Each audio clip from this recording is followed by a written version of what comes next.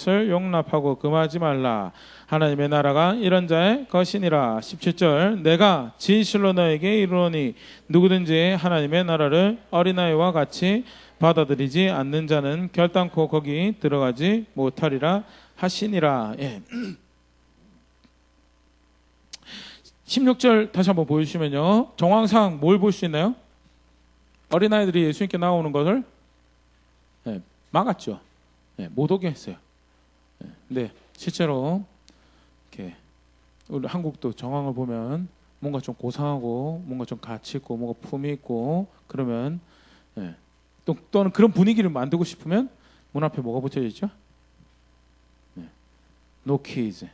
애들 데리고 들어오지 마세요. 그런 가치 있는 것을, 고상한 것을 할 수 없는 대상이라. 그 아이들이 오면 소란스럽고 그 존재들이 오면 분위기가 오히려 그렇게 되는 그런 존재로 여겨지는, 그나마 그래도 아이들 인권이 존중된다라고 하는 21세기도 여전히 그렇게 취급되는데요. 그런데 예수님의 복음은요, 아이들에게도 그 아이들이 내게로 나온 것을 금하지 말라. 하나님, 오히려 하나님 나라가 그렇게 아이들이 하나님 나라가 아이들의 것이다라는 것보다는요, 17절에 보면요, 순전하게 그렇게 하나님 나라를 순진무구하게 아버지 어머니 말 그대로 믿죠. 제가 예전에 이렇게 장난친다고 장난감을 먹는 신용을 몇 번 했거든요. 그러니까 한동안은 저희 아이들이 제가 진짜 장난감을 먹는 줄 알고, 아주 야 장난감 이렇게 아이들이 이렇게 보고 있으면 한번 볼까 이러면 저한테 주면서 무슨 얘기를 했냐면, 아버지 이거 먹지 마세요. 어떻게 받아들인, 제가 이렇게 한 거를 어떻게 받아들였어요? 있는 그대로 예수님 말씀하신 거 있는 그대로 순진하게, 그것이 하늘이라고 하면 그것이 하늘이 되고, 그것이 보물이라고 하면 보물이다, 그걸 이야기하는 거예요. 어린아이처럼 하나님 나라를 받아들이는 게요. 오히려 예수님이 그 아이들이 진실되게 예수님 받아들이면 하나님 나라 그들의 것이 될 것이다 라고 이야기하면서요, 아이들도 기쁨 소식에, 그 기쁨의, 구원의 기쁨의 소식에 대상이 되는 것에 대해서. 더 놀라운 것은요, 누가복음이 가장 큰 캐릭터 중에 하나죠. 이방인들이, 물론 마가복음 또 마태복음에서도 왕왕 등장을 하고 있는데요, 의도적으로 누가복음은 그것을 대상을 하고 기록을 하고 있는, 누가복음 6장 17절 같이 읽어보겠습니다. 시작. 예수께서 그들과 함께 내려오사 평지에 서시니 그 제자들의 많은 무리와 예수의 말씀 듣고 병고침을 받으려고 유대 사방과 예루살렘과 두로와 시돈의 해안으로부터 온 많은 백성도 있더라. 두로와 시돈은 대대로 이스라엘 영토가 아니었어요. 다윗, 사울 시절에도, 심지어는 우리가 계속 지난 학기 동안에 공부했었던 엘리야 시절에도 갈멜산이, 그리고 갈멜산에 위치한 그 산 이 형성된 곳이 두로와 시돈하고 경계가 되는 그런 지역이었고요. 그래서 갈멜산을 여호와를 찾고 바알 선지자를 대적하는 자리로 선정을 했던 것이 경계를, 우리 이제 금 끝자는 두로와 시돈처럼 할래, 아니면 하나님 백성처럼 살래, 금을 끝자라는 거고요. 두로와 시돈 대대로 하나님 백성의 땅이 아니었어요. 그런데 예수님이 오신 소식을, 또 그 구원의 기쁜 소식, 회복의 기쁜 소식을 누구도 취했는가? 두로와 시돈의 해안으로부터 대대로 블레셋 땅이었고 페니키아 사람들이 와서 도시를 만들었던 그 이방인들이 그 복음의, 구원의 소식에, 회복의 소식에 참여하더라라는 것이요, 누가복음이 밝히고 있는 거고요. 구원의 기쁜 소식이 본백성뿐만 아니라 그들에게도 전해지더라는, 대표적으로 또 그들이 보여준 놀라운 믿음에 대해 이방인들이 복음을 받아들이고 구원의 소식을 받아들이는 이야기 중에 하나가 마태복음에 기록된 건데요, 마태복음 15장 22절 28절 제가 한번 읽어드릴게요. 가나안 여자 하나가 그 지경에서 나와서 소리질러 이르되, 주 다윗의 자손이여 나를 불쌍히 여기소서, 내 딸이 흉악하게 귀신 들렸나이다 하되, 예수는 한 말씀도 대답하지 아니하시니 제자들이 와서 청하여 말하되, 그 여자가 우리 뒤에서 소리를 지르니 그를 보내소서. 예수께서 대답하여 이르시되, 나는 이스라엘 집에 잃어버린 양 외에는 다른 데로 보내심을 받지 아니하였노라 하시니, 우리 이렇게 굉장히 재밌는 부분인데, 제자들이 뭐라고 그래요? 돌려보내요. 시끄럽게 하니까 가라고 얘기하는 거죠. 근데 예수님이 뭐라고 말씀하세요?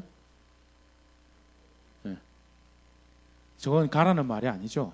전 가란 말이에요. 우리 오해하면 안 돼요. 예수님 가라고 이야기한 것 지금 들으면 오히려 정작 예수님은 제자들이 가라고 하는 이야기 앞에서 여자와 뭘 시작을 하시죠?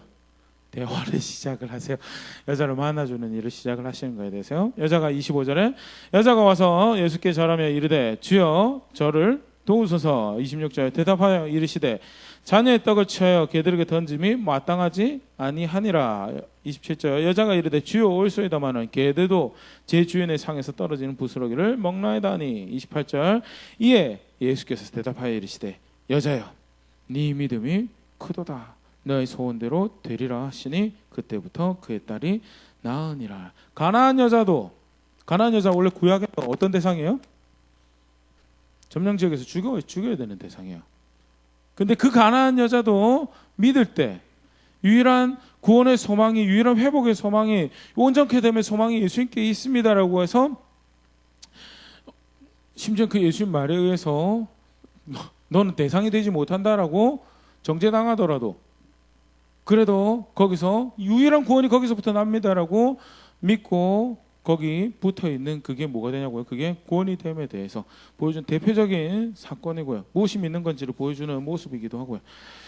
네, 이방인이 구원의 기쁨의 소식의 대상이 된다라는 것에 대해서 이 기쁜 소식이 이방을 향해 흘러나가는 가장 낮은 곳으로 유대인보다도 더 나은 진 밖으로 나가서 가장 바깥쪽에 있는 이방인에게도 들려지는 기쁜 소식이었다라는 것이 성경에서 밝히고 있는 예수님 오신 소식이고요.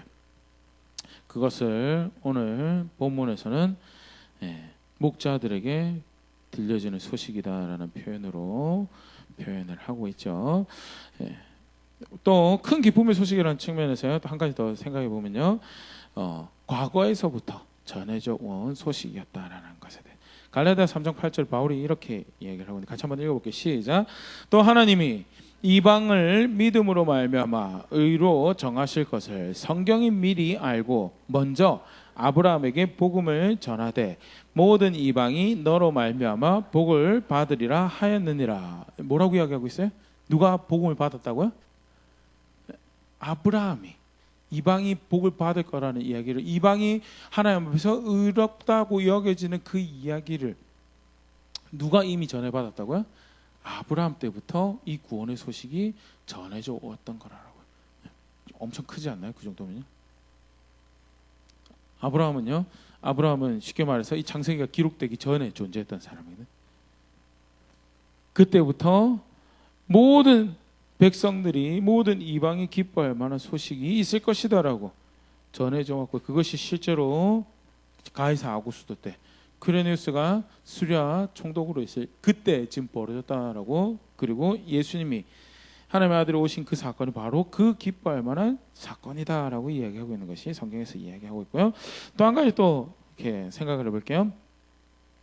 모든 세대가 과거로부터 이후에도 우리 다음 세대도 여기 앉아 있는데요. 저 아이의 아이들도 하나님 얼마나 역사를 써 가실지 잘 모르지만 저 아이의 아이들도, 그 아이의 아이들도 복음을 받게 된다면 함께 기뻐하는 소식이 뭐예요? 예수님이 오신 소식이다라는 것이요. 요한계시록 7장 9절 10절 같이 읽어보겠습니다. 시작. 이후에 내가 보니 각 나라와 족속과 백성과 방언에서 아무도 능히 셀 수 없는 큰 무리가 나와 흰 옷을 입고 손에 종려가지를 들고 보좌 앞과 어린 양 앞에 서서 큰 소리로 외쳐 이르되 구원하심이 보좌에 앉으신 우리 하나님과 어린 양에게 있도다 하니. 각 나라와 각 족속과 백성과 방언에서 구원이 어디 있다라고 나와서 노래 부른다고요? 우리 하나님과 보좌에 어린 양에게 있다라고 부를 노래가요.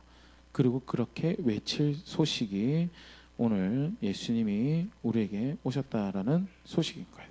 나만 기뻐하고 또는 2000년 전에 그들만 기뻐할 만한 소식이 아니라 이전에도 그렇지만 이후에도 모든 나라에서, 모든 백성 가운데서, 모든 방언들 가운데서 기쁘게 여겨질 큰 기쁨의 소식이 뭐냐? 오늘 예수님이 우리 가운데 오셨다라는 소식인 거예요. 네, 누가복음 1장 죄송합니다. 2장 1절에서 14절 어떻게 보면 이제 한 덩어리 이야기인데요. 그게 조금 더 이어지지만요. 근데 누가가 거기서 이 이야기를 큰 기쁨의 소식이 전해졌습니다. 목자들에게도 기뻐할 만한 소식이 전해져서 거기서 그렇게 끝내고 있잖아요. 굉장히 흥미로운 이야기가 이렇게 있는데 우리 너무 잘 아네요. 6절 누가복음 2장 6절 7절 같이 읽어볼게요. 시작. 거기 있을 그때 해산할 날이 차서 첫 아들을 낳아 강보에 싸서 구유에 뉘었으니 이는 여관에 있을 곳이 없음이로라. 아니 온 세계를 들썩일 만한 온 세대를 들썩일 만한 큰 기쁨의 소식이 오늘 그 땅에 그 동네 그 마을에 임했고, 그래서 가장 가치 없다라고 존귀하지 못한 자들이라고 여겨지는 목자들에게도 너희들도 기뻐할 만한 소식이 전해졌다라고 이야기되어지는 복음이 전해졌는데, 아니 그 사건이 벌어졌는데 정작 어떻다고요? 그 아기는 그 예수님은 있을 방이 없었더라라는 거예요. 어쩌면 6절 7절은 빠져도 이야기가 돼요. 그런데 누가는 일부러 이걸 기록을 하고 있어요. 왜? 예수님이 정작 그 마을에 오셨는데 말씀하신 대로 베들레헴에 오셔서 구원을 베푸시기 위해서, 백성이 구원이 되기 위해서, 기쁜 소식이 되기 위해서 오셨는데 정작 그 마을에는, 그 동네에는, 그 나라에는 예수님을 위한 방이 없었더라고요. 그래서 그 예수님은 어디에 누이셨냐고요? 말 밥통에, 소 밥통에 누워지는 그런 일이 벌어졌었더라. 예수님을 위한 방이 없었다라는 게요. 예수님이 사실 이제 누가식 표현이죠. 누가식 표현인데, 누가는 그날 벌어진 일을 통해서 간접적으로 그것을 이야기하고 있다면요. 조금 더 직접적인 표현으로 얼마나 예수님이 오신 세상에 그를 환영하지 않았는지에 대해서, 그를 기뻐하지 않았는지. 분명히 천사는, 그리고 실제 하나님의 말씀은 진밖에 나병 환자에게도, 세리와 죄인에게도 더 진밖에 누구죠? 이방인들도 기뻐할 만한 소식이 왔다라고 하는데 기뻐하지 않더라라는, 정작 환영받지 못하더라, 영접하지 않더라라는 게. 마태복음 2장 13절에서 16절 말씀 같이 읽어보겠습니다. 13절입니다. 시작. 그들이 떠난 후에 주의 사자가 요셉에게 현몽하여 이르되 헤롯이 아기를 찾아 죽이려 하니 일어나 아기와 그의 어머니를 데리고 애굽으로 피하여 내가 내게 이르기까지 거기 있으라 하시니. 동방에서 마태복음은 또 사용하고 있는, 얼마나 기뻐할 만한 소식인지 동방에서도 그를 알고 그 소식을 미리 알고 먼 여정을 통해 와서 기뻐하더라라는 그 이야기를 하고 난 다음에요. 그런데 헤롯이 그 아기를 죽이려는 세력이고 사람들이 있더라라는 거예요. 그래서 14절에 데리고, 정황상 볼 때 쉽게 말해서 산모가 회복을 충분히 못한 상황이고요. 얼마나 박사들이 머물렀을지 잘 모르겠지만 분명히 시기적으로 일주일 내가, 예수님 태어나고 일주일 내가 아니었을까 하는 게 우리가 말씀 안에서 보일 수 있는 바고요.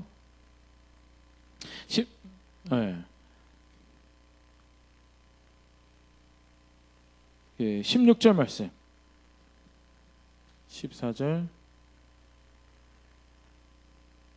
15절, 16절 한 번 더 읽어볼게요. 16절 같이 읽어보겠습니다. 시작.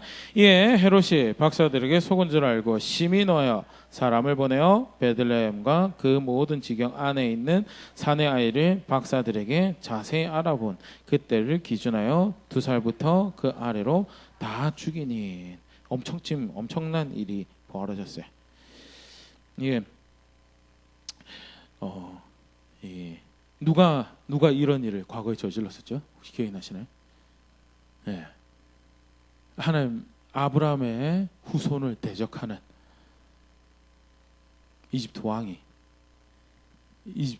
그 구원자를 보내주겠다라고, 그리고 그것을 통해서 온 열방이 기뻐할 만한 복을 주겠다라고 한, 하나님 선택한 그 백성을 대적한 이집트 왕이, 그래도 사실은 그때는 다른 나라 왕이었잖아요, 맞죠? 다른 나라 왕이고 다른 그 왕이 하나님 백성에게, 약속에 있는 백성이 저질렀던 짓을 지금 누가 하고 있는 거예요? 그들의 왕이 자신의 손으로 하고 있는 것에 대해서 얼마만큼 예수님이 환영받지 못하는 자리에 와서 정말 정작 예수님의 오심을 기뻐하지 않는 것이 얼마나 그 정도가 강하였는지를 네, 요한은요 대놓고 이제 그것을 이렇게 설명을 하고 있습니다. 누가는 방이 없었던 예수님 모습을, 마태는 예수님을 죽이려고 그 동네 2살 아래 있는 모든 남자를 다 죽이는 사건을 통해서 간접적으로 보여주고 있다면요, 요한은 요한복음 1장 10절 11절 같이 읽어보겠습니다. 시작. 그가 세상에 계셨으며 세상은 그로 말미암아 지은 바 되었으되 세상이 그를 알지 못하였고 자기 땅에 오매 자기 백성이 영접하지 아니하였으나 세상에 계셨고 세상이 그로 말미암아 지은 바 된 세상이다는 게 누가 시키면 누가 주인이고 누가 왕이라는 거예요? 예수님이 주인이고 예수님이 왕이라는. 그런데 정작 그 세상은 그 왕을 알지 못하였고 11절에 그 왕이 자기 땅에 오매 자기 백성이 영접하지 않았다라고요. 그러면 왜 영접하지 않았느냐? 요한복음 3장에 거기에 대해서 이렇게 직접적으로 이야기를 하고 있습니다. 같이 읽어볼게요. 시작. 그 정죄는 이것이니 곧 빛이 세상에 왔으되 사람들이 자기 행위가 악함으로 빛보다 어둠을 더 사랑한 것이니라. 20절. 악을 행하는 자마다 빛을 미워하여 빛으로 오지 아니하나니 이는 그 행위가 드러날까 하며. 21절. 진리를 따른 자는 빛으로 오나니 이는 그 행위가 하나님 안에서 행한 것임을 나타내려 함이라 하시니라. 20절 다시 한번 더 보여주시면요. 우리가 잘 이렇게 봐야 돼. 예수님이 오신 기쁜 소식을 전하는 성경에서, 그리고 그것이 그때 벌어졌던 일이 무엇인지를 밝히는 복음서에서요. 마태복음도 그렇고 마가복음도 그렇고 누가복음도 그렇고요. 빼놓지 않고 기록을 하고 있는 이야기가 뭐냐면 그 기뻐할 만한 소식이 전해졌는데 기뻐하지 않더라라는 거예요. 그 반가워해야 될, 환영해야 될 소식이 전해졌음에도 불구하고 환영하지 않더라라는 거예요. 왜? 요한이 이렇게 얘기합니다. 악을 행하는 자마다 빛을 미워하여 빛으로 오지 아니 하나니. 빛을 왜 미워했냐고요? 자기가 악을 행하니까요.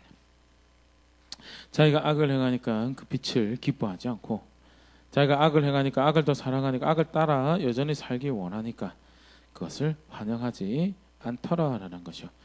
구원이신 기쁨의 소식이신 예수님이 오신 그 정황에서 정작 그분이 오신 세상은 어떤 세상이었는가를 복음서에서 밝히고 있네. 다시 돌아오면요, 왜 기뻐할 수 없었나? 헤롯의 경우입니다. 여러 이렇게 모습을 살펴볼 수 있겠지만요. 마태복음 2장 2절 3절 같이 읽어볼게요. 2절입니다. 시작. 유대인의 왕으로 나시니가 어디 계시냐? 우리가 동방에서 그의 별을 보고 그에게 경배하러 왔노라 하니. 3절.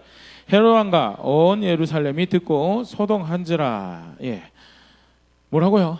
이스라엘 왕이 어디 있냐라고 이야기하니까 난리가 났어요. 물론 누가 태어났는데 누가 왕이 왔다고 하는데 그런 정황이 벌어지지 않았으니까 뒤집어진 것도 있겠지만 분명히 볼 수 있는 게 뭐예요? 누가 왕이에요 지금? 헤롯이 왕이죠. 헤롯이 왕인데 다른 왕이 왔다라고 하니까 소동이 나고 난리가 난 거예요. 왜 2살 아래 남자애 다 왜 예수님을 죽이려고 그 동네에 태어났던 2살 아래 남자를 다 죽였어요? 자기가 왕이어야 되니까요. 자기가. 왜 예수님 오셨는데 천사는 분명히 큰 기쁨의 소식이 온 땅에 전해졌다라고 이야기를 하는데 왜 헤롯은 기뻐할 수가 없어요? 자기가 왕이어야 되니까요. 자기가 왕이어야 돼. 여전히 자기가 왕이어야 되고 자기가 원하는 대로 자기 이익을 쫓아서 살아봐야 되니까. 근데 자기가 왕이 아니면 어떻게 돼요? 우리는 다행인 것도 있고 우리는 왕을 한 번도 경험해 본 적이 없어요, 맞죠? 우리는 왕을 한 번도 경험해 본 적이 없어요. 그래서 사람에 의해서 억압당하는 그런 일은 경험해 보지 않았지만요, 반대로요, 왕이 있는 삶이, 왕이 존재하는 삶이 어떤 삶인지 잘 몰라요. 제가 간접적으로 이렇게 들은 것 중에 하나가, 영국은 아직 여왕이 있죠. 제가 영국의 선교사님한테 들었던 이야기, 또 그 동네에서 벌어졌던 이야기를 들은 게, 영국에 가면 공원이, 런던에도 공원이 여러 개가 있는데 여왕 소유의 공원이 있는 거예요. 여왕 소유의 공원. 우리는 공원 가면 어떻게 해요? 고사리 보이면 고사리 알아보시는 분들은 고사리 먹을 만한 고사리면 채취해 와서 먹어도 되어 왔죠. 그게 대한민국 국가 국민이 있는 거고 채취하지 말라는 이야기가 없으면 상관이 없어요. 근데 공원이 여왕 소유다 보니까요. 공원이 여왕 소유다 보니까 어떤 꽃도 어떤 나무도 함부로 꺾고 취할 수가 없는 거야. 그래가지고 그 심지어는 그 선교사님이 하는 이야기가 그 공원에 사슴이 있는데 사슴도 여왕 거예요. 우리나라는 사슴 뿔이 이렇게 떨어져서 뒹굴어 다니면 녹용이라고 난리가 나서 주워갈 텐데 그 뿔도 떨어진 뿔도 못 주워가는 거예요. 왜? 여왕 거라서. 그게 예, 이게 여왕 이게 우리는 야 공공의 재산이고 공공의 소유 아니냐는 거를 왕이 있다 보니까 다 누구 소유인 거야? 여왕의 소유인 거야. 그래가지고 실제로 고사리를 캐다가 쫓겨난 그 강제 출국당한 한국 분이 계셔가지고 여왕 소유인데 함부로 건드렸다가 강제 출국당한 그런 케이스가 있어가지고 이제 이야기를 제가 들은 적이 있는데요. 예, 왕이 있으면 함부로 못해요. 왕이 있으면 네 거 내 거에 대해서도 함부로 할 수가 없어요. 왜? 다 왕 거니까요. 근데 그 왕을 그래서 인정하고 싶지 않은 거예요. 자신이 여전히 왕이어야 되고. 그래서 그 마태복음 정황만 보더라도요. 사실 그 이제 동방 박사가 별을 끝까지 잘 쫓아가야 되는데 별을 끝까지 잘 안 쫓아가죠. 그래서 어디로 가요? 베들레헴을 가지 않고 예루살렘으로 가요. 예루살렘에서 헤롯 공회 가가지고 왕 어디서 났냐 하니까 이 소동이 난 거죠. 근데 답이 나와요, 안 나요? 예루살렘에서요? 답이 나오죠. 죄송합니다. 제가 말한 답은 그들이 찾고 있는 왕에 대한 실마리가 나와요. 누구 입을 통해서요? 왕궁에 있던 사람들 입을 통해서 예, 어디서 태어날 거냐고 했느냐? 베들레헴입니다라고 답이 바로 나와요. 그런데도 불구하고 뭐예요? 그 말을 받아들일 수 있어요? 없어요? 못 받아들여요. 왕이 베들레헴에 올 거다라는 이야기를 들었음에도 불구하고 그것을 인정을 못해요. 왜 그런 일이 벌어져요? 자기가 왕이어야 되니까. 그래서 기뻐할 수 없었다라고 이야기를 하고 있고요. 구원의 소식이 본 백성들에게 전해졌는데 왜 예수님을 영접하지 않더냐에 대해서요. 요한복음은 또 다른 모습으로 이렇게 이야기를 하고 있습니다. 요한복음 5장 42절 같이 읽을게요. 시작. 다만 하나님을 사랑하는 것이 너희 속에 없음을 알았노라. 예수님 왜 영접하지 않냐고요? 예수님 뭐라고 진단하시냐면요. 하나님 사랑 안 해서요. 누구한테 이야기하는 거냐면 바리새인들한테 이야기를 하는 거예요. 바리새인들 하나님 사랑해서 거기서 그러고 있었거든요. 하나님 사랑해서 예수님 대적하고 있었고 하나님 사랑해서 금식도 하고 있었고 하나님 사랑해서 절기 쫓아서 시절 쫓아서 예배하고 했는데 왜 예수님을 못 영접하느냐? 왜 하나님 아들을 받아들이지 못하느냐? 하나님을 사랑하지 않아서라. 그러면 도대체 뭘 했길래 하나님 사랑하지 않는 자라고 이야기하느냐? 예수님이 그 앞에 이런 이야기를 하십니다. 요한복음 5장 37절 39절 천천히 같이 한번 읽어볼게요. 37절 시작. 또한 나를 보내신 아버지께서 친히 나를 위하여 증언하셨느니라.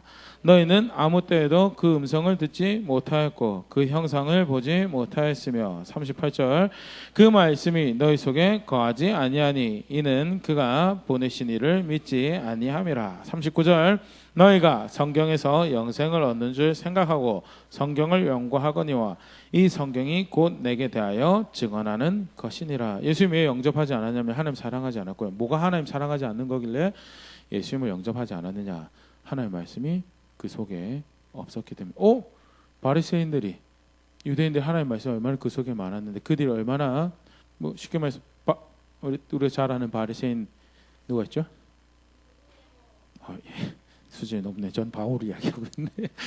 우리가 너무 잘 아는 바울 얼마나 법대로 자랐어요? 처음에 난지 8일 만에 할례 받았더라고요. 할례 받고 법 배우고 예. 얼마나 법을 쫓아 살았는가에 대해서 나 자랑할 거 있다라고 이야기하는 사람이요. 그게 바리새인이었어요. 하나님 말씀이 그 속에 없었다. 왜 하나님 말씀이 그 속에 없었다고 이야기를 하냐면 궁극적으로요.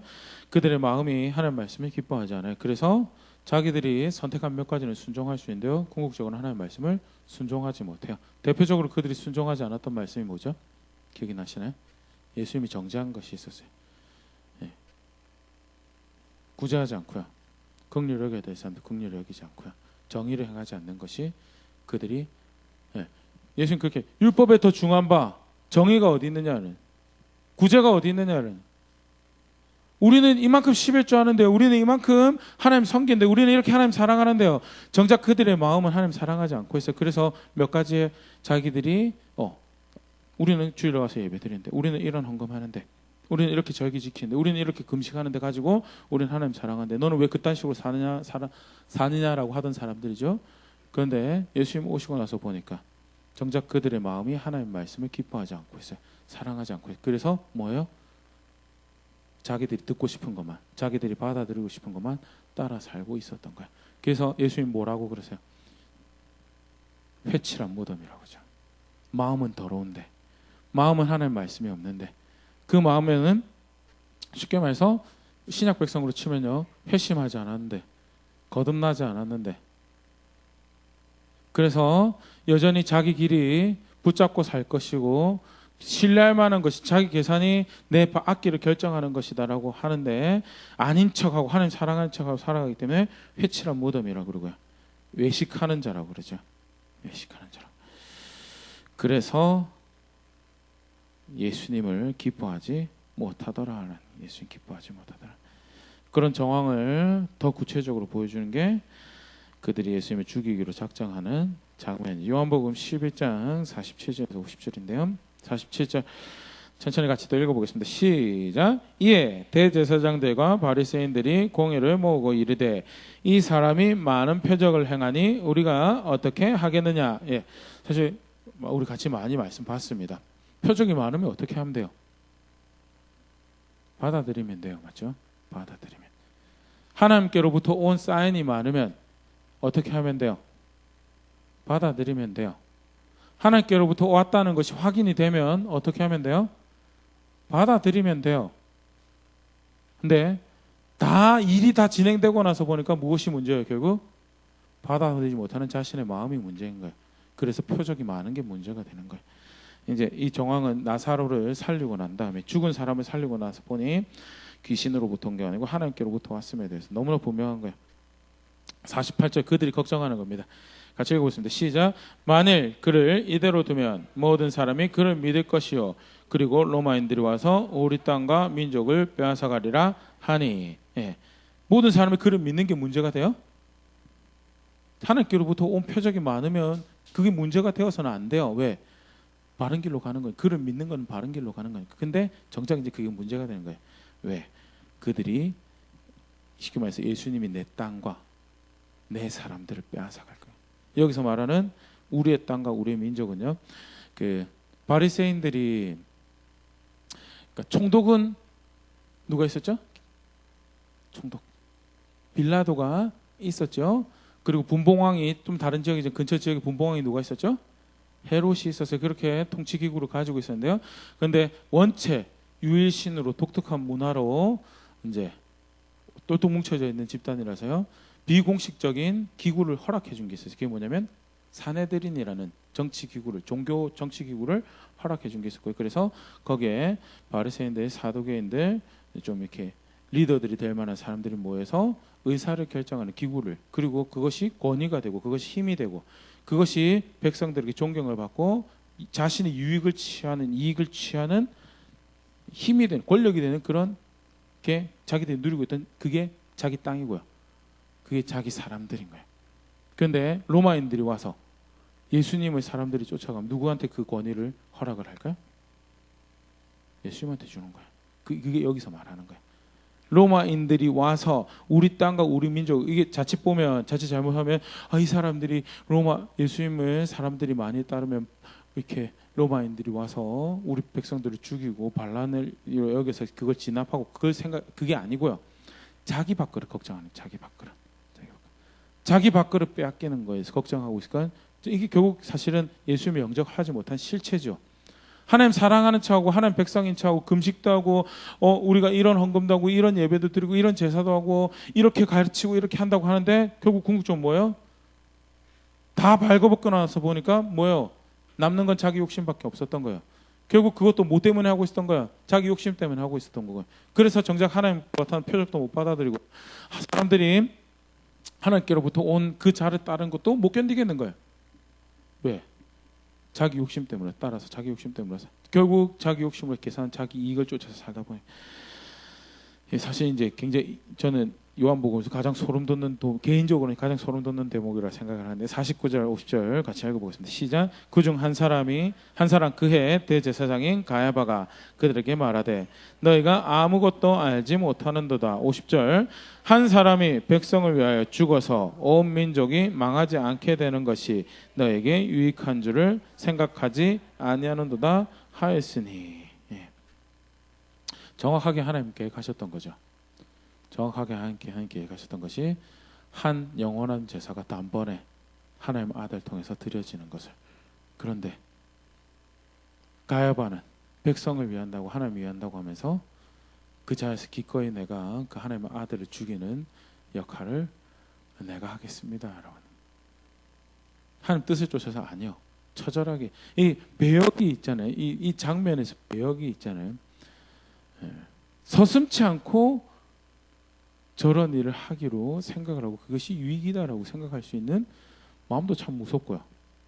그것이 증거가 너무나 분명한데 하나님께로부터 왔음이 분명하고 사람들이 그들을 쫓아다니는 걸로 통해서 확인되는 것도 분명하고 그럼에도 불구하고 저런 결정을 하고 있는 게 사람이 쉽게 말해서 내가 저럴 수 있는 존재구나라는 게 참 무시무시한 장면인데요.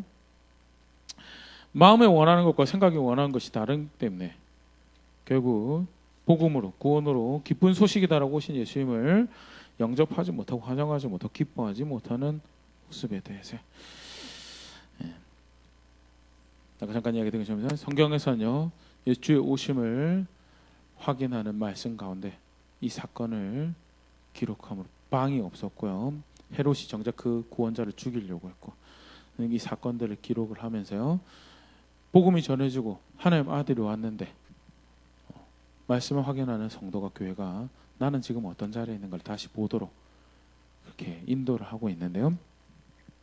하나님 사랑하시죠? 나름 우리는 그래도 목사님 우리는 안정권에 있어요. 네, 우리는 예수님 영접했거든요. 우리는 예수님 영접해서 이 자리에 모여 있어요. 참 감사하죠. 그런데 말씀으로 다시 한번 더 확인해 볼 수 있으면 좋을 것 같습니다. 예수님 뭐가 하나님 사랑하지 않는 거라고 이야기하냐면요. 하나님 말씀 사랑하지 않는 거를 하나님 사랑하지 않는 거라고 이야기하고요. 그래서 예수님 영접하지 못하더라는. 저는 예수님 영접했습니다. 그런데 하나님 말씀 사랑하지 않고 있으면요. 정직하게 봐야 될 것 같아요.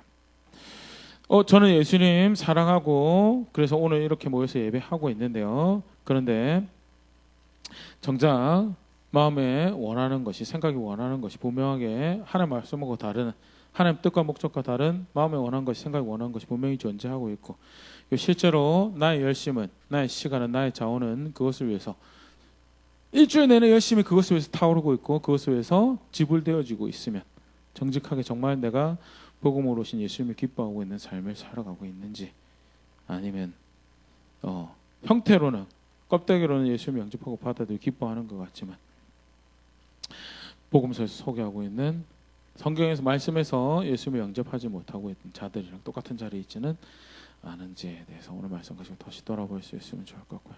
예수님은요 왕이 되시기 위해서 오셨고요. 그리고 왕이 되셨습니다. 그래서 예수님을 영접하는 것은요 왕이 존재하는 겁니다. 내 삶에 왕이 존재하고요. 내 가정에 왕이 존재하고요. 내 걸음걸음을 결정하고 내 말 한마디 한마디를 결정하는데 왕이 존재하는 게 그게 예수님을 영접한 거고 예수님을 믿는 거고요. 정말 기쁜 소식은 그 전에 세리처럼 살았고 그 전에 창기로 살았고 그 전에 나병 환자고 그 전에 이방인이더라도요. 당신이 왕입니다, 여러분. 그래서 그 앞에 내가 이방인으로 정죄받을지언정 당신이 왕이 되어야 됩니다라고 하면 어떻게 돼요? 오늘 그때 구원이 임하고요. 그때 회복이 임하고 그때 치료가 그때 하나님 백성이 되는 그 앞에서 하나님 백성이 여겨지는 놀라운 일들이 벌어지는데요. 반대로요. 저는 아브라함의 후손인데 저는 유대인인데 저는 이렇게 살아왔는데요. 그래서 당신이 굳이 제 왕이 아니어도 됩니다라고 그렇게 하면요. 영접하지 못한 기뻐하지 못한 본 백성들이랑 똑같아진다는 게 사실 간단한 말씀이지만요. 주의 오심을 기뻐하는 시간 가운데 분명히 우리 함께 보도록 가르치고 배워진 말씀이고요. 그렇게 기록되어서 전해진 말씀 앞에 다시 한번 정직하게 설 수 있으면 좋을 것 같고요. 나는 무엇을 기뻐하고 있는가? 나는 무슨 왕을 따라 살고 있는가? 사실 뭐 그 누구도 판단할 수 없습니다. 사실 사사로이 사람이 이야기해서 난데, 근데 말씀 앞에 우리가 같이 정직하게 설 수 있으면 좋을 것 같아요. 내가 정말 예수님을 구원의 왕으로, 유일하신 복음으로, 소망으로, 생명으로, 기쁜 소식으로 그렇게 알고 받아들이고 살고 있는지. 소문은 들었던 것 같아요. 또 예전에는 간격이 있어서 교회도 등록하고 교회도 신앙생활을 하고 있을지 모르겠어요. 그런데 현재는 나는 어떤 자리에 있는가 오늘 말씀을 다시 생각해 볼 수 있으면 좋을 것 같고요. 참 감격할 만한 이야기죠. 목자들에게도 이방인들에게도 나병 환자에게도 기쁨의 소식이 전해졌던 그 소식이 오늘 저에게도 우리에게도 다시금 기쁜 소식, 기뻐할 만한 소식이 될 수 있으면 좋을 것 같고요. 그 간격이, 그 사랑이, 그 열정이 순간순간을, 걸음걸음을, 말 한마디 한마디를 결정해가는 그런 자리에 있는 우리가 될 수 있으면 좋을 것 같습니다. 찬양하고요, 말씀 가지고 함께 기도하도록 하겠습니다.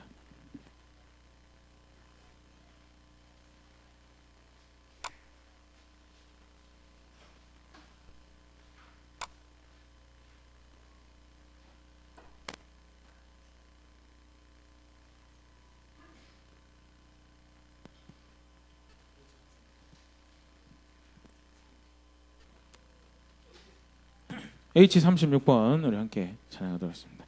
H36번입니다.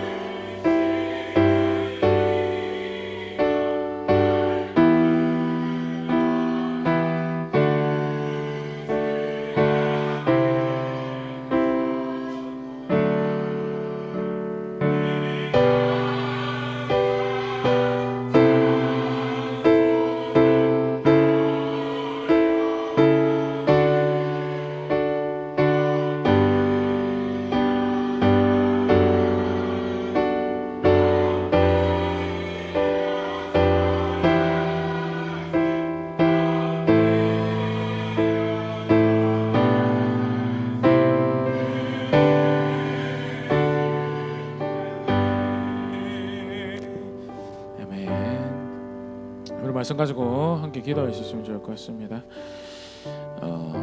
쭉 한 이제 3주째죠. 말씀이 육신이 되어서 온 복음이었다는 게, 그래서 다른 게 복음이 아니고 다른 기뻐할 소식이 아니고 하나님의 말씀이 복음이요, 하나님의 말씀이 기뻐할 소식이고, 반대로 오늘 본문에도 나왔던 것처럼 하나님의 말씀 받아들이지 못하니까 그거 기뻐하지 못하더라라는 것이 성탄 기사를 통해서 가르치고 있는 바고요. 두 번째는 다른 구원이 아니라 죄에서부터의 구원이고, 그래서 목자들도 기뻐할 수 있는 거, 나병 환자들도 기뻐할 수 있는 소식, 이방인들도 기뻐할 수 있는, 환경의 개선의 구원을 바라면 사실은 기뻐할 수 없죠. 환경의 개선이 육신을, 영혼을, 생각을 사로잡고 있으면요, 주의 복음은 기뻐할 만한 이야기하고 기뻐 따를 만한 소식도 못 되는 거죠. 네, 성경에서 분명히 밝히고 있는 탄생기사의 신비는 죄에서부터의 구원이고, 본질적인 슬픔을, 악을 해결하는 그런 구원이었다라는 것에 대해서 오늘 말씀에서는요, 들판의 목자들에게도 그래서 기쁨의 할 소식이 전해졌는데 근데 빈방이 없더라라는 게, 정작 그 예수님은 거하실 곳이 없어서 말의 구유에 누워 있었어야 됐더라라는 게, 환영받지 못하는 아이로 이 땅에 태어났고 자기 백성에게로 왔는데 영접하지 않더라는, 왜? 다른 왕을 섬기기 원해서, 다른 기뻐할 만한 소식을 바라고 있어서, 그래서 정작 기뻐할 만한 소식 기뻐하지 못하고 있더라는, 본질적으로 하나님의 말씀을 사랑하지 않아서 예수님을 기뻐하지 못하더라라는 거예요. 구원의 기쁜 소식이 전해졌죠. 그래서 짧게는 10년, 길게는 30년, 40년, 50년 신앙생활하고 주의 오심을 해마다 기뻐하고, 또 내년에도 하나님께서 기회를 주신다면 기뻐하고 있을 텐데, 네, 분위기를 기뻐하고 있는 건지, 시기를 기뻐하고 있는 건지, 아니면 복음으로 오신 하나님의 아들을 기뻐하고 있는 건지, 오늘 말씀을 다시 한번 더 정직하게 돌아볼 수 있으면 좋을 것 같고요. 다른 구원이 아니라, 다른 기뻐할 만한 소식이 아니라 하나님이 기뻐할 만한 소식으로 보내주신 하나님의 아들을, 그를 기뻐하고 그를 사랑하고, 그래서 그의 말씀이 하나하나가 내 발에 등이 되고 내 길을 밝히는 소식이 되는 그런 주의 백성 될 수 있도록 해달라고.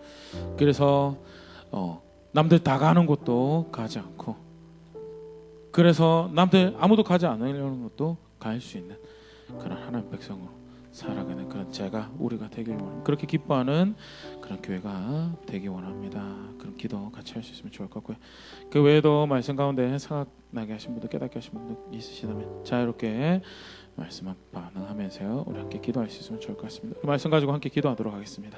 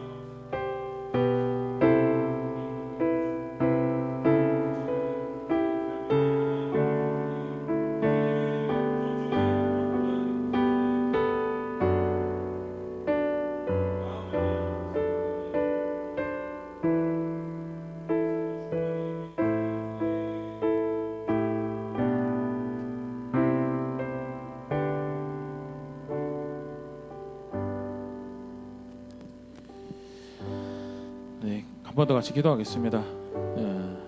이렇게 주의 오심을 기뻐하는